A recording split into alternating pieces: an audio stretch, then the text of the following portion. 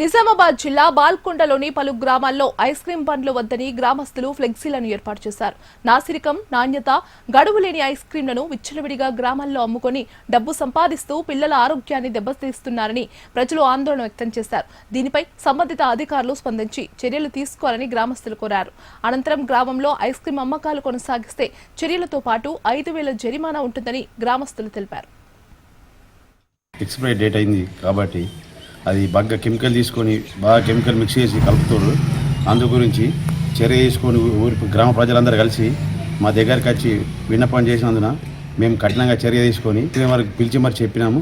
ఇక్కడికి వచ్చిన అమ్మినచో 5,000 రూపాయల జరిమానా విధించబడుతుంది. పిల్లలకు సెలవు ఉండడం వల్ల ఇంటి దగ్గరికి వచ్చి ఉంటారు కాబట్టి దాని గురించి ఐస్ క్రీమ్ వాళ్ళకు కెమికల్ బాగా కలిపి ఎక్స్పైరీ డేట్ అనేవి తీసుకొచ్చి అమ్ముతున్నారు.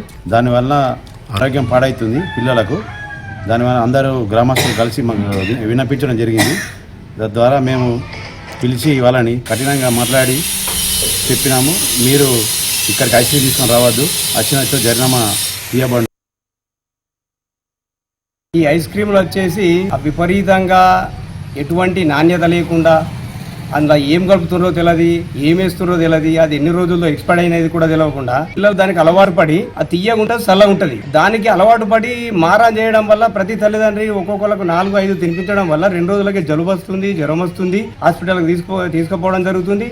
2 రోజులు క్యూర్ అవుతుంది, మళ్ళీ 2 రోజులు తిన మళ్ళీ ఏదో విధిగా అవుతుంది. మా గ్రామస్తులం అందరం కలిసి మా సర్పంచ్, మా వీడీసీ, గ్రామ పౌరులందరూ కూర్చొని ఆలోచించి దీనికి కారణం ఏంటంటే తరచుగా ఈ ఐస్ క్రీమ్ తినడం వల్లనే పిల్లలకు జలుబు కానీ జ్వరం కానీ రావడం జరుగుతుందని ఆలోచించి దీన్ని నిషేధించడం జరిగింది. ముఖ్యంగా మేము మా గ్రామస్తుల తరఫున ఫుడ్ సెక్యూరిటీ ఆఫీసర్ కూడా తెలియజేస్తున్నాము. ఒక్కసారి మీరు సార్ వారిని ఇక్కడనే మా ఏరియాలలో తయారవుతుంది, మీరు దాన్ని తనిఖీ చేసినట్లయితే అసలు విషయం బయటపడుతుంది. ఎటువంటి క్వాలిటీ లేకుండా, నాణ్యత లేకుండా విచ్చలవిడిగా తయారు చేసి పిల్లల భవిష్యత్తు దెబ్బతీస్తున్నారు. అందుకోసమనే మేము కలిసికట్టుగా నిర్ణయం తీసుకున్నాం.